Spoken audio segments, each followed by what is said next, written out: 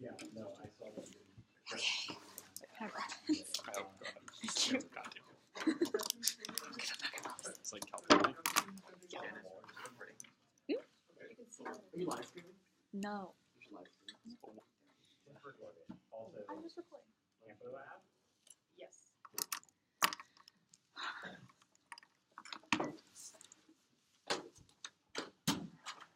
I probably would have figured that out by the time I see it. Oh, actually going to our Campo? Yes. We Your folks in Campo. No, they switched. It's even crazier. Yes. Okay. Shit posting site already. Troubleshooting time? We all are. Okay. I think that they're good enough. Okay. Is everybody ready? Not even customize time. Yeah, roadmaps would be appreciated for like how much paper I'll need. Basically arguments, and then if it's really long or not, in your opinion. Nothing like the real. Is everybody ready? Before I begin, congratulations to Alex and William for getting the finals. Thank to all the judges. Thank you everybody for making this possible. Time starts in 3, 2, 1. The topic is that the United States federal government should pass the Stop Arctic Ocean Drilling Act of 2017. This is going to be net benefits round. This is going to be weighed on net benefits because the most educational affair for both sides of the state round, state policy round, because the resolution is asking us to take certain action. All the petitions in this round are going to be textual. We probably all know with the Arctic Ocean Drilling Act, the only thing that we're going to be defining is the Arctic Ocean Drilling Act, which is a bill that basically says that it's the policy of the United States that the Arctic Ocean should be managed by and for the interests of the United States, of the people of the United States, including keeping fossil fuels in the ground to avoid the dangers and impact of climate change. This is the direct text of the bill. The agent of action is the United States federal government. The agent of enforcement is also the United States federal government. The time frame is going to be immediately. The funding is by funding neutral. The inherency, basically Trump just wants to drill a ton. The Republicans are pushing for drilling to happen in the status quo. Our argument is going to be that drilling is specifically bad. The first advantage is that biodiversity. And the unique is one. The second, the United States wants to increase drilling in the Arctic National Wildlife Refuge. The little acres, specifically wolves, caribou, and polar bears, are decreasing species in the status quo because there's a lot of environmental damage going on by drilling. The little beavers, this drilling also contains Calligeron giganteum, which is a plant that's also key to which is a keystone species to aquatic species in the area, which means that if this specific species is able to collapse, and all other aquatic species in the area are also going to collapse. Set 2, the drilling hypothetically occurs in areas with high levels of permafrost. And the reason why permafrost is specifically important is because permafrost reflects light that comes down from the sun, which reflects and stops things like global warming from happening. And little bee here is going to that permafrost is also important because it traps the methane inside the ice layer. But if we're breaking these permafrost in order to go and drill for all this information, all this oil, then it's going to be releasing all this and increasing the impacts of global warming. The links. The first thing is going to do the plan past the second link. The affirmation plan specifically protects keystone species and endangered species, which decreases the depth and the possibility of extinction, because keystone species are key to a lot of the food web and the environmental species in the area. This means that we get access to saving species and saving other species, even though we're not specifically saying what they are. The third thing is going to be the increase in science, because more wildlife is being preserved. The little acre is going to be about medicine. If we can study more species in the area, that means we'll probably get access to creating more medicine. The example for this is going to be the bacteria that was found in the Arctic a couple of years ago was able to basically identify other carcinogens inside people's lungs, which help identify cancer, which means we can actually have an impact on people's lives because we can actually check out things like modern science and impact modern science and save lives. The fourth link is going to be that we decrease global warming because we are not breaking the permafrost, and the permafrost is not melting. There's 2 link scenarios here. First one is that we're not breaking the ice anymore, which means that the methane is not going to be released into the atmosphere. The second is going to be that we are providing a stable area where the permafrost is able to reflect back the sun's rays and basically stop the increase in climate change. And the fifth is going to be science diplomacy, because we have the ability to increase our arguments. Because we're able to increase our dominance in science, it means that we're going to be competitive with other countries. It means that other countries are going to be more likely to work with the United States. They weren't just going to be Germany and Japan were able to work with the United States, but even though Germany and Japan were more likely to work with the United States because we were looking towards medicine and other things, that we were working together with science, which increased our trade relations with them. The impacts. First, going to biodiversity. Biodiversity is specifically key because at least in things because we are able to stop things like extinction if we are stopping the drilling specifically in these areas for plants like the one that I already talked about that I can't really pronounce. The second is going to be medicine. If we're solving things for medicine, we can't stop for things like disease. We can solve for things like diseases, and modern medicine is probably going to become become more important as we can see that there's the impacts of global warming. We can probably mitigate the problems of global warming through our medicine impact and flourishing. We can stop the sea level from rising less rapidly because of the global warming that's going to be having. This probably means that we can check out for minority populations who are along the coastline of the United States. This is specifically important because it's a systemic impact, and we should look towards terminalizing systemic impacts specifically in today's round. The second advantage, is about indigenous peoples, and the uniqueness one.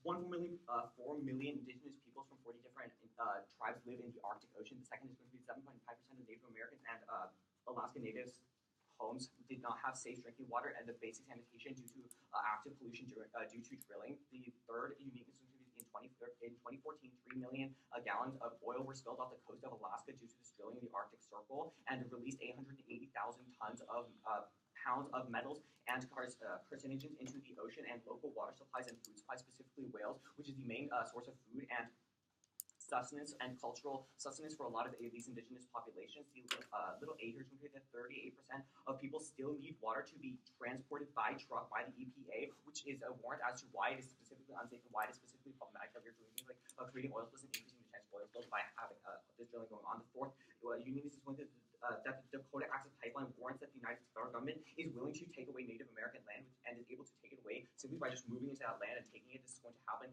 in all the Arctic areas where the United States is like having this facade of protecting the Native American populations. With that, let's move into the link level first. First thing is going to be a perceptual argument because we are not going to be doing this. We respect the rights of these groups and we respect their ability to have and maintain their own land, which is their right to being maintained in the status quo. Second is going to be a legal framework, which basically means that if the affirmation is making sure that there's a legal framework and a legal standing for the protection of these areas, it means that there's going to Trump cannot just go back on this and take away all of like the rights that they're providing, for the Native Americans. The third is going to be obviously protect the land from like things like oil spills and like biodiversity collapse. If we're not allowing people to come in and drill, we're protecting all the food sources and water sources for the Native American indigenous people, specifically Native Americans as well. The fourth, we create a rallying point for coalitions for indigenous people so that we can spotlight the issues for them and spotlight their issues. The warrant for this is going to be that Flint is specifically talk about way more than any of the like, carcinogenic things and like oil spills that are happening in Alaska, which probably means that we need to be spotlighting issues like this because they're never being talked about. The first impact is going to be solving dehumanization. Dehumanization marks a radical otherness that allows us to see people as like disposable and extinguishable, which means that it ends up in things like genocide, which is why we should need to be prioritizing these in today's debate. These little A here is going to be that little A here is a cultural subjugation, sets the stage for genocide. That's a genocide. Genocide of Native Americans. We're probably solving for this at the point where we're going to be able to affirm the rights of the Native American populations. Little B here is the economic ability allows us to check back for marginalization and stop things like genocide at sea. We provide agency for the Native American people by committing ourselves to the indigenous water rights and things like their ability to work in the Arctic Council creates like a voice and agency, which allows them to like be active in politics and gains their legitimacy in the political vote.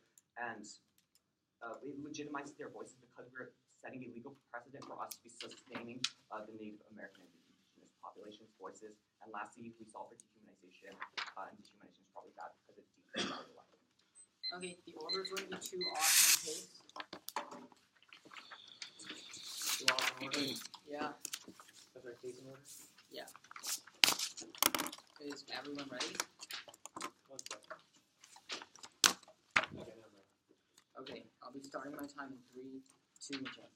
First is the oil diss that the uniqueness of the offshore oil is actually increasing the status quo. You can cross-apply my opponent's inherency arguments about how Trump is allowing people to drill a ton. However, even more, according to the United States Energy Information Administration, that production of offshore oil is increasing the status quo. But the second war under here is that advancements in drilling technology and new innovations is also creating an exciting prospect for a lot of companies right now, which means companies that are uniquely looking to offshore oil right now because there are new technological innovations within offshore oil. But third is that, once again, like my opponent said, Trump and previous administration already are allowing offshore oil in the status quo. But uniquely, the Arctic is key to offshore oil right now. That is currently represents the last untapped massive storage of oil in the world right now, and it's estimated to be 30% of the world's undiscovered natural gas, which means that the perception of like regulating the Arctic is going to be uniquely damaging to offshore oil developers. With the links.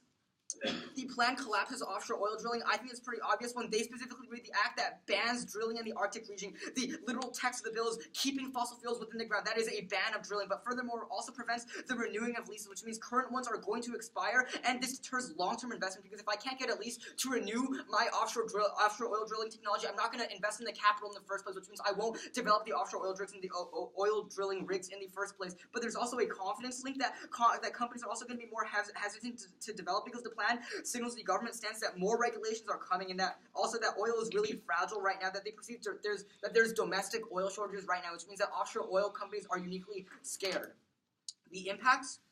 First is going to be that of the economy, that according to a 2014 study from the Interstate Policy Alliance, they found that offshore oil was responsible for $60 billion worth of state revenues alone, and also according to the Heritage Foundation, that one oil drilling rig is responsible for 840,000 jobs through the economic multiplier effect, which is why offshore oil is going to be uniquely key to the economy. But we're also going to be reading an oil security scenario here, that when we have more sources of oil that we're able to draw from, specifically offshore oil that is by the United States itself, it's also going to be key to having stable oil prices, which is key to having a stable manufacturing base, because obviously having access to stable oil prices is essentially the lifeblood of American civilization, that without oil we don't really have a stable electricity price, which means we can't generate the rest of the economy, which means we're controlling the internal link to the economy, that when we have a stronger manufacturing base that allows us to have more products and basically have things sold for lower price, which is going to be key to helping those in poverty. Furthermore, we're going to see that the economic impact is always going to outweigh in terms of existential threat, that according to the Washington Post, that even a slight economic downturn means Trump is going to start a diversionary war, that the Washington Post literally did rhetorical analysis of every previous president before Trump and found that based on what Trump is saying, that even a small economic downturn would cause him to lash out against other countries, that would inevitably escalate, because obviously when we're living in an age of nuclear powers, which means that if there's one attack against another nuclear power, that obviously causes escalation. Okay. The second impact scenario here is that of the environment. There are a couple of arguments under here. The first is that oil seepage is inevitable. Another Washington Post environmental study found that oil naturally seeps into the ocean, which means that all their oil spill impacts are inevitable, but that drilling is actually able to solve for this, that drilling prevents the oil seepage and allows the companies to basically take the oil and take it outside of the ocean, right? But furthermore, we're going to argue that other forms of oil are also inevitable and are always going to be worse, that renewable energy simply can't fill the gap right now because they're unsustainable and there's no way we can actually store renewable energy in the long term, which means we have to rely on these dirtier fuels such as oil. However, we're going to argue that if we don't have offshore oil, we're going to turn to inevitably worse forms of oil. For example, we're going to turn to shipping, which is actually where all the major oil spills happen. That if we can't rely on domestic oil import, if we can't rely on domestic oil in the form of offshore drilling, then that means we're going to rely on oil imports from other countries, which means they have to ship that oil across the ocean, which is going to be comparatively worse for oil spills because shipping is where all the major oil spills actually happen. But there's also a biodiversity impact in here, that areas with oil rigs actually have the highest rates of biodiversity because these oil rigs serve as a marine habitat, which allows more biodiversity, which turns their argument. Next is Russia dissent. The uniqueness is that Russia is being deterred by the United States and the status quo. First, that according to that Trump and Tillerson check back, that the ASIC under here is that Tillerson has signed a $500 billion deal with Russia, and basically Russia has assigned Tillerson a order of friendship, which is very rarely given to people that are not outside to people that are outside Russia. But the second uniqueness argument right here is the United States Coast Guard also has 3 icebreakers in the Arctic. Yeah, Russia has 40, but this argument actually works for us because even though we have such a military disadvantage, that Putin is still really hesitant to develop the region more, which is why United States presence in the region is still checking back right now. And that Putin has also said that he wants to maintain relationships and peace with the United States and hasn't pushed the United States out of the Arctic region. But the third uniqueness argument is that Russia oil development in the Arctic is also slowing the status quo. That the ASIC under here that post-Trump Russia has actually pivoted to shale oil and they're pivoting to Siberia, which is cheaper.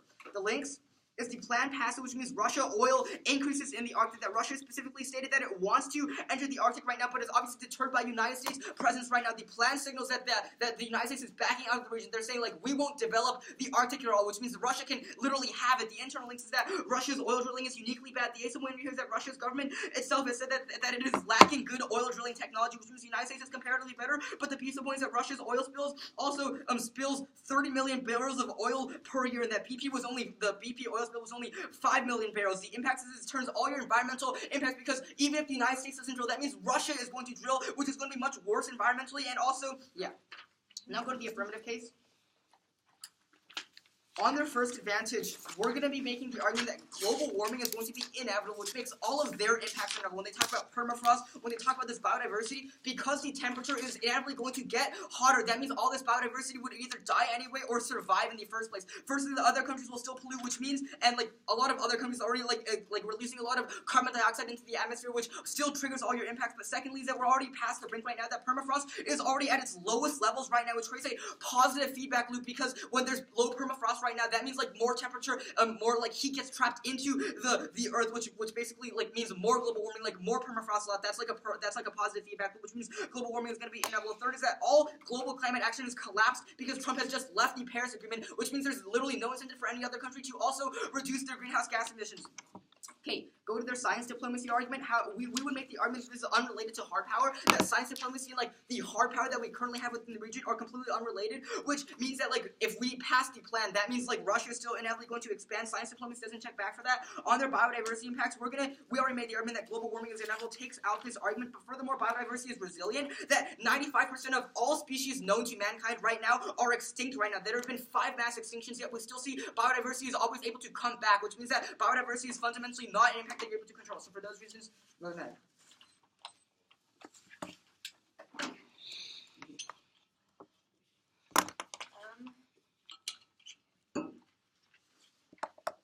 I am going to go.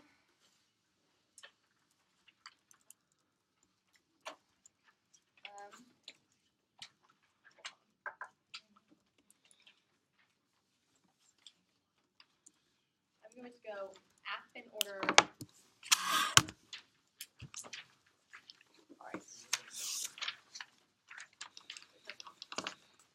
Alright. Is everybody ready?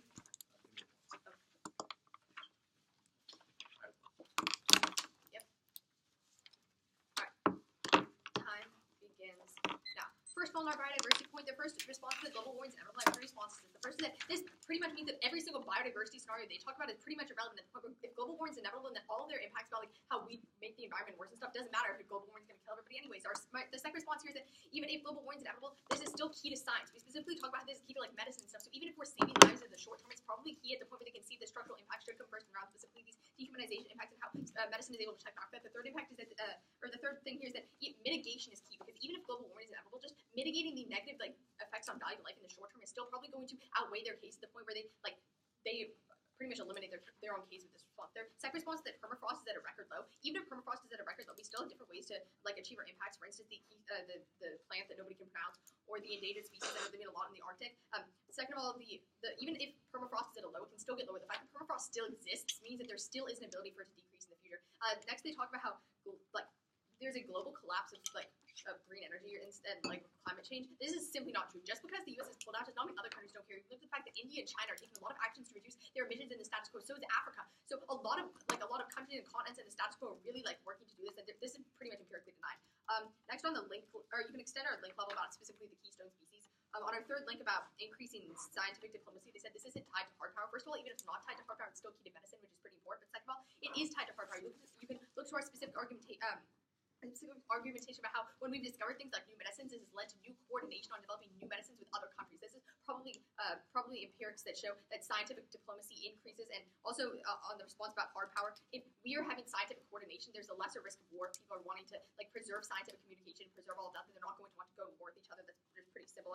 You can, Innovation leads to economic development. yeah, you can also look to the fact that innovation leads to economic development, which again decreases the incentivization for countries to go to war with each other. You can extend our fourth link about decreasing global warming, and specifically about how, and our link about scientific diplomacy, specifically if we have scientific diplomacy in Russia, and nobody's going to want to fight with the United States if we have a bunch of coalitions in science like with other countries. On our impact level, let's say biodiversity is resilient. First of all, again, this means that their case doesn't apply either. But second of all, biodiversity is, even if it's been resilient in the past, there's always the possibility that it won't be in the future. We should probably be looking to that with that, and you can extend our impact about medicine, which is pretty much unresponded to by the negation.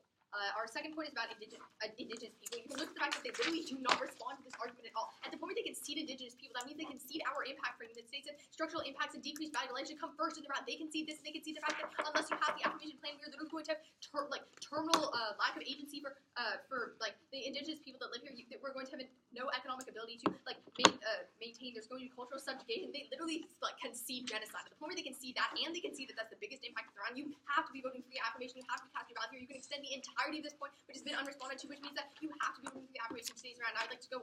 Also, it's a research job because they're This is the reason. United States government. Yeah. Oh, this is rated drop in meaning because they're embracing the methodology of the United States, which specifically pushes down indigenous people's voices, which is a really key reason to be not voting or embracing any team that drops that methodology. Now on to their case. So their first point is about the environment. First of all, you can basically turn this book with our biodiversity point, which is pretty unresponsive, but going into their specifics. First of all, they talk about how oil use is inevitable. First of all, oil use is decreasing the status quo. Even if Trump likes oil, you can look at the fact that there's a significant increase in the amount of green energy investment in the U.S. It rose to 96.4 points this week, which probably means that oil use isn't inevitable and it's decreasing. But second of all, this is a purely defensive response. This entire point about the environment is it's pretty defensive and there's no actual offense on our case. So second of all, they talk about how drilling is going drilling solves global warming. This is ridiculous. Drilling does not solve oil spills. Oil spills increase when we're shipping oil and when we're drilling for oil. And even if oil does get released into the ocean anyway, this probably means that we're still decreasing the net amount of oil overall. Third, they talk about how this is it's going to create the shift to unsustainable dirty energy. Again, you can look at the fact that global energy investment in the status quo is pretty much increasing, so that's not going to happen. Fourth, they talk about shipping, how shipping is going to increase. And the fact that the U.S. is increasing its use of domestic energy that's produced in the continental United States. This means that first of all, even if you believe the U.S. is using oil, it's transferring to oil that comes from inside the United States. But second of all, green energy checks back to this. The shipping isn't going to happen on their impacts. We turn this with both our points and the response already made. Their second point is about Russia war. So, first of all, on the uniqueness, I'd like to make the argument that the uniqueness pretty much overwhelms the link. They talk about how Tillerson made this brand new friendship deal. That probably means that Russia is not going to want to go to war with the U.S. very soon, specifically since it's something that doesn't happen very often. It's going to overwhelm the link. More responses to Russia. One, climate. Russia doesn't want to go with the U.S. Want to go to war with the U.S. specifically because of climate leadership and science diplomacy, which is key to creating coalitions with China. You can look at the fact that, or with Russia, you can look at the fact that China and India are already creating coalitions with the United States, which probably means that Russia is not going to want to disturb this. Russia also wants to join in these coalitions. They stated that they want to join in these science things. Second of all, mutually assured destruction checks back. Both of these are nuclear powers. Nobody wants their entire country to die in the status quo, so that's probably not going to happen. Third is that Russia does not want war with the United States. Little a is that Russia's been increasing their meetings with the United States specifically to discuss things. Again, this friendship pact that they were talking about. This probably means that Russia likes the United States in the status quo. Little b is that the foreign minister of Russia stated that nobody in Russia wants war because of tensions that are increasing, which probably means that, again, that's going to check back. C is that if Russia starts war with the United States, North Korea is just going to be like, hey, well, what the hell, let's bomb everybody too. So basically, this is going to cause war with North Korea. Russia does not want this. This is not going to happen now. The fourth thing is that U.S. hard power is high in the status quo, so Russia doesn't want to go to war, or just fight the U.S. in general on economic policy. Little a is that Trump is militarizing and increasing their budget for the military. Little b is that we put new aircraft carriers in the Persian Gulf, which means the U.S. is escalating. The fifth thing is that if Russia does anything to, not even just to go to war, if Russia does anything that angers the United States, we're going to boycott all Russian oil. Germany will also do this because Germany stated that they're on board to do that if the United States does that, which means that Russia is specifically deterred from doing that. Specifically on their case, on the link level, they talk about how Russian oil use is going to increase and how Russian drilling is specifically bad. First of all, the U.S. presence is going to continue in the Arctic. We'd like to make the argument that even if Russia wants to move into the region, the U.S. is still going to be there. The U.S. is going to have wildlife reserves there. Just because we're not drilling doesn't mean we're not there. So the presence isn't going to decrease. But second off, science diplomacy probably checks back that to the point where we give you specific points why Russia wants scientific diplomacy with the United States. Their other point is about oil. First of all, they say oil is increasing. We're making the argument that this is bad. They're talking about how this is the economy is going to collapse. Basically, the summary is the economy is going to collapse because the U.S. is not going to be drilling anymore. We'd like to make the argument, again, green energy checks back. If the oil sector crashes, that basically means everybody in the oil sector is going to say, okay, let's not invest in oil, let's invest in green energy instead. So we'd like to turn this by saying this actually increases investment into green energy. That's what happens. If you looked at examples in the past, like when we've decreased investment in coal, that led to a significant increase in the investment in green energy. This is what happens, so we'd probably like to turn this impact to our side. But second of all, we can say that our entire conceded second point about indigenous people and structural impacts coming first probably outweighs the entirety of this, and the shift to green energy is going to. Also, this is all non-unique because oil is fragile in the status quo. They say oil is fragile right now, which probably means that this would happen anyways if it's going to happen at all. For these reasons, I urge affirmation. Okay. So the order is going to be overview, Where should I flow your overview? I would say Or do you not care? flow it on the oil disadvantage. Okay. Then Russia disadvantage, the biodiversity, the indigenous people's advantage, and then the biodiversity advantage.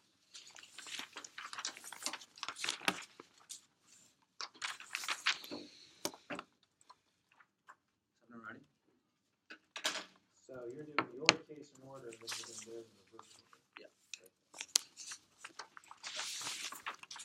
Mistake time.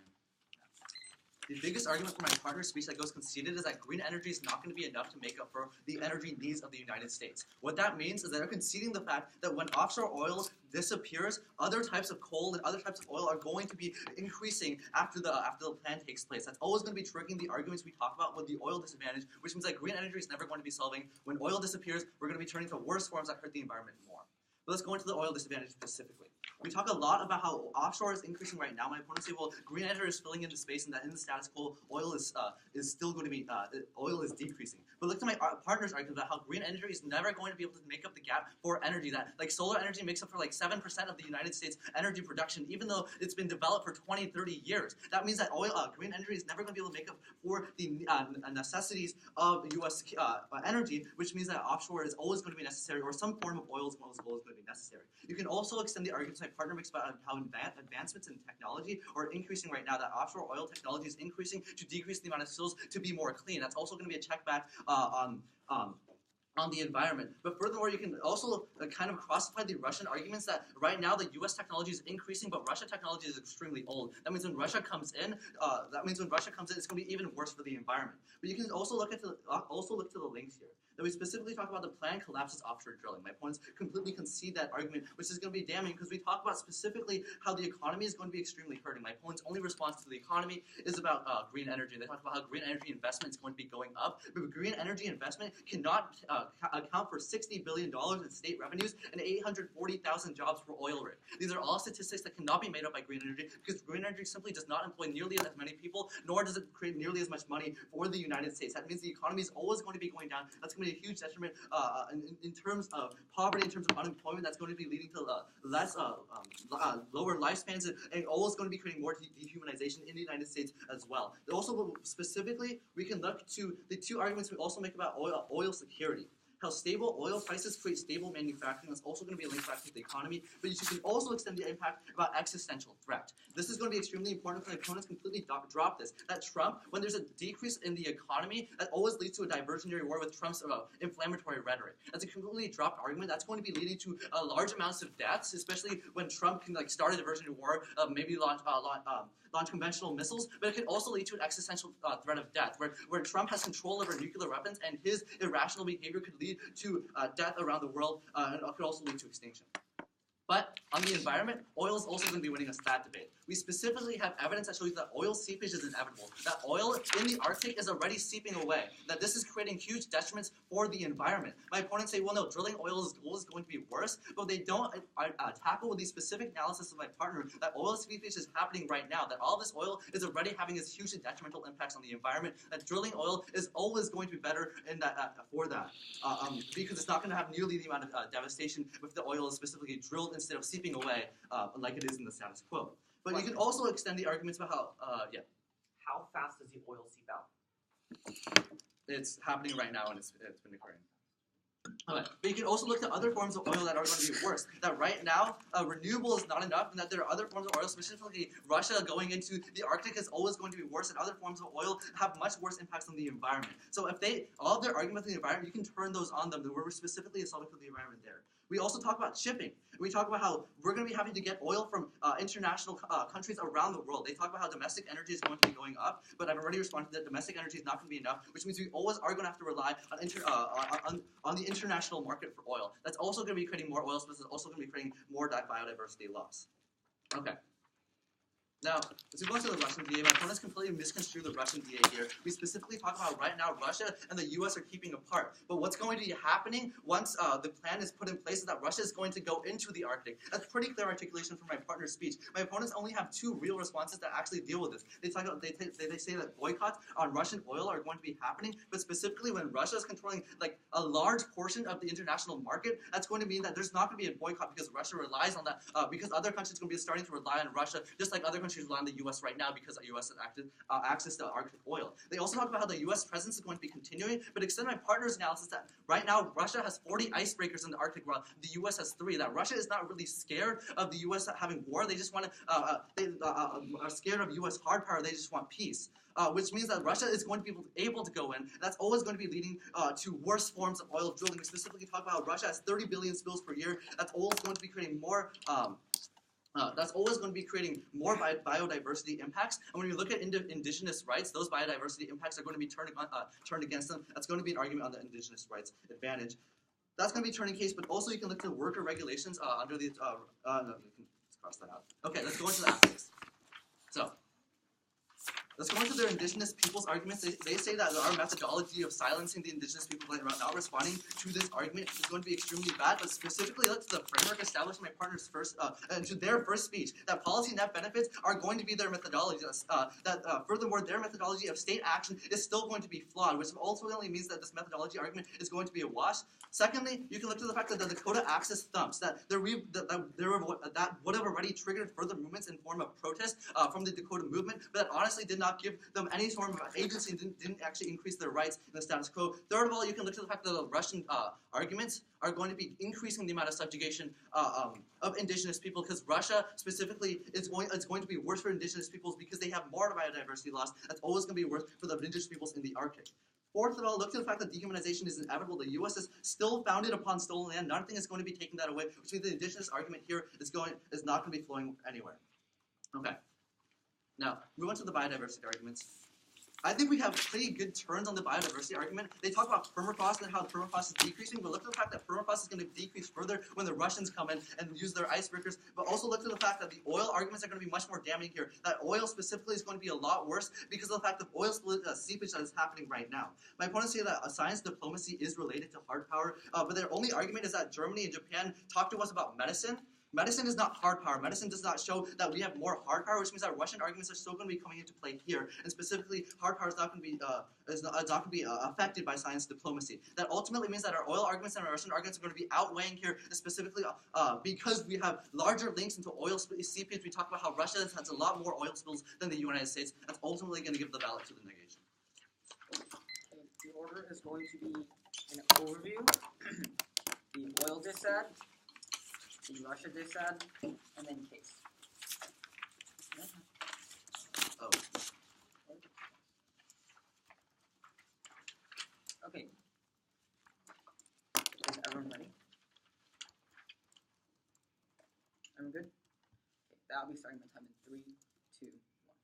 As an overview to the round, oil use is inevitable. It's only a question of where we are getting our oil and who is extracting the oil. This turns the entirety of the affirmative case, because if the United States doesn't drill, then Russia will drill, and that the United States is going to turn to far worse forms of oil, which cause more oil spills, which leads to more indigenous death and more biodiversity loss, which means at the end of the day, they are losing on this framing question of, like, what will happen after the affirmative plan? After the affirmative plan, things won't just get better. Things are only going to get worse, which means voting negation for the status quo is obviously going to be the best possible option for indigenous people and for the entire world as a whole. Let's go to the offshore oil dissad. We will be winning completely. The oil use is increasing in the status quo. You have to prefer the specificity of our wars over a blanket response that Sophie just makes. That you should look specifically to that there are advancements in drilling technology, and that companies specifically are looking at this and have a high prospect for offshore oil right now. And also you can look to the fact that we specifically tell you that Energy Information Administration is saying that offshore oil production is increasing right now, which is a really good reason why we have uniqueness for this disadvantage that we're going for. But furthermore, you can also extend the entirety of the links across that. Wait, like, I think it's pretty obvious that the plan bans offshore oil drilling by the United States. That's the link. the impacts. First is that economic impact is always going to outweigh. They should always be looking to high magnitude impacts. First, that we control the only existential threat impact in the round. That we provide you specific analysis that Trump is uniquely bad during an economic decline. That even a small economic downturn would cause massive escalation and cause him to lash out and cause a diversionary war. We aren't just saying like economic collapse causes extinction. LOL. We are specifically saying that in an era of Trump, economic downturn will have unique threats that the affirmative team simply is not grappling with.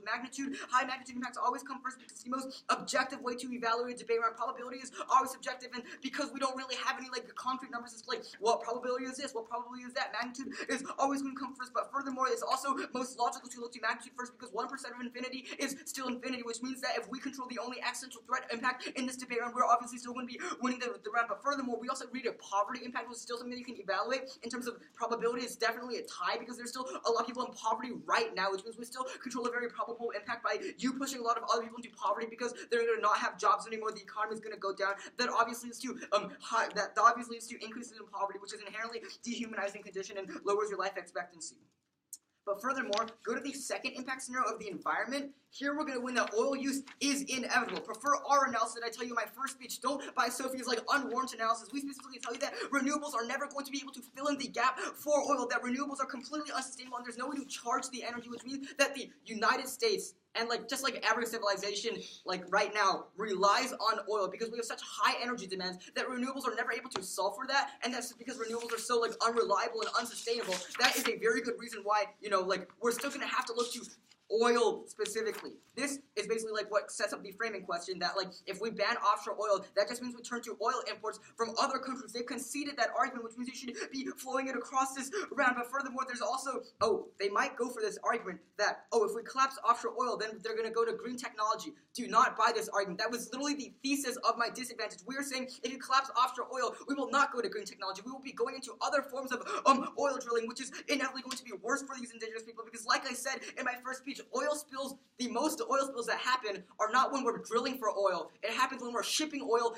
across the ocean in the form of oil imports. All their oil spills examples, for example, BP, Deepwater Horizon, Exxon Valdez, all those were not oil drilling. Those were specifically like shipping, those were specifically from shipping oil, which is a reason why we are controlling that. If you pass the plan and you turn to other forms of oil, that inherently causes more oil spills and more deaths. Go to the Russia dissent. They completely misunderstand this disadvantage. You can flow it through as a turn to the entirety of the affirmative case. We are saying that the plan signals to Russia that the United States is backing out of the Arctic. That means Russia is able to go into the Arctic. They have no reason why Russia simply wouldn't go into the Arctic. That obviously Russia would if we are backing out of it, which is a really good indication that even if we don't drill, Russia is still inevitably going to drill, and Russia is uniquely worse. So you can extend all of our internal link arguments that Russia's government itself has even said that they lack good drilling technology, which means oil spills are only going to increase in a world where the United States backs off completely and lets Russia do whatever they want.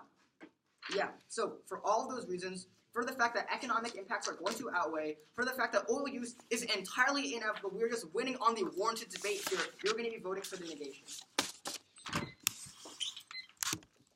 Okay, so before I start, thank you everybody. This is the last speech of the tournament, I'm pretty sure. Congratulations to my opponents. Thank you to all three judges. Thank you, Sophie, for making this tournament. So, with that, let's start in 3, 2, 1. The affirmation clearly wins today's debate when we win out of the 1A, when we say that the impact that you're going to look towards first is structural violence. You need to be weighing this above everything else. I give you 4 unique reasons why you should be weighing this first, and all these can be leveraged against the negative. They never even talk about this. My partner talks about because the negation, my partner specifically says that because the negation is unwilling to talk about these issues, that it's important that we are spotlighting these issues. Because the negation doesn't do so, they fall into the trap that the United States federal government does too, that they are willing to ignore the issues of different cultures that they believe are not as important. They think that Russia is more important. They think that oil is more important. They think that economy is more important. But no, our argument is that structural violence against Native American and cultures that are oppressed by the United States federal government is always going to come first in a world where it means that their lives mean absolutely nothing. This is the framing that has the most reasoning behind it. We give you specific reasons why you should be affirming this. We also support this throughout the entirety of the round, and they concede it. So you're probably going to be evaluating this before everything else. Even if you don't buy any of the argument, actually, I'm just going to go into the reasons why I say, the reason why this frames out all their other arguments, I talk about in my very first speech, and Sophie extends. Because dehumanization comes first because it marks a radical otherness that allows us to see people as disposable and extinguishable, which decreases their value to life and justifies things like genocide. At the point where value to life is set at 0 in a world where dehumanization is allowed to happen and that negation does not even address things like this, probably means that there's never a world in which you will be voting for the negative, because dehumanization always comes first. They say the largest impact in today's round is going to be the economy. This is simply not true. You are going to be voting on structural violence because if you are voting, because the economy does not outweigh this. At the point where there's the economy probably doesn't help minority populations because it's ignoring them in the first place, you're probably going to be looking towards this first. This means that you're going to be extending through the little A, B, and C here that talks about agency. And our argument here is going to be this spills over into other things because the United States federal government will just treat other bodies like this. So, why are you going to be voting affirmation? They say that the Dakota Access Pipeline means that dehumanization. Whoa. Okay. They say that this is a policy net benefits round, but at the point where I still say that you should be evaluating this first, probably means you're going to be weighing that and extend all of it through. The only other response is that the Dakota Access Pipeline warrants why this is false. But this is literally our point. The government is willing to take land from other people even though they are trying to take it away. Our arguments about legal framework probably means that we are able to check back for this because the government has policies that people can rely on in order to have specific rights and agency. Our arguments that agency, value to life, and quality of life are the largest impact in today's round that you evaluate before this. If we are able to prove that we increase value to life and stop dehumanization from happening, you're probably going to be voting for the affirmation in today's round. Their argument, what? Yeah, I was about to say that. They say that dehumanization is inevitable. Our argument is that dehumanization is not inevitable, but it is inevitable in the world of the negative. Our argument is that the affirmation is uniquely able to solve for these things because we say that we are spotlighting these issues and uniquely giving value to life to these people by making sure that their voices are being heard. The world of the negative is never able to solve any of these issues. The only world that's able to solve is the affirmation. Our argument is going to be that mitigating all of the harm that the negative is talking about is probably even better. Even if we're not able to solve 100% of the issues of dehumanization, the very fact that you're weighing it above everything else is probably a reason why you're voting for the affirmation in today's round. Mitigation, good. Dehumanization, bad. Affirmation is winning framing for why you should be voting for the affirmation. Structural violence should be weighed before magnitude. They say global warming and economy. Our argument is that global warming, death, things like that mean nothing in a world where people are already subjugated to the point where they no longer have any value to life. Death means nothing. 0 value to life. Death means nothing in a world where you're dehumanized to that point. But even if you don't buy our framing for that, let's move on to the negative points. Okay, so I'm going to address 2 things. First, they say Russia. Extend my partner's specific analysis about Russia wanting in on the climate leadership and science diplomacy coalitions with China and India. This probably is able to check back for all these things. Russia is probably not going to go into all these economic treaties or oil drilling things because of these coalitions, and this is probably able to check back harder than anything else in the round. Second, they never argue against Sophie's specific analysis that talks about why. The forewarned, she talks about how innovation leads to economic prosperity and means that countries are going to go to war with each other. She also says that there's going to be a decreased risk of war because they're all working together. Yeah. Okay, now move on to BioD. You can extend the defense that Sophie makes about BioD making all of our points a wash. If they say global warming is inevitable, this probably means that all arguments about global warming is a wash, and there's only a chance that the affirmation is able to solve for these structural violence. They say that green energy is not enough, but our argument is that oil is decreasing in the status quo, and green energy went up to 97 points in the status quo, and that is warranted evidence. So you should be looking towards warranted evidence before you look towards the negative arguments. For that reason, you should be voting affirmation.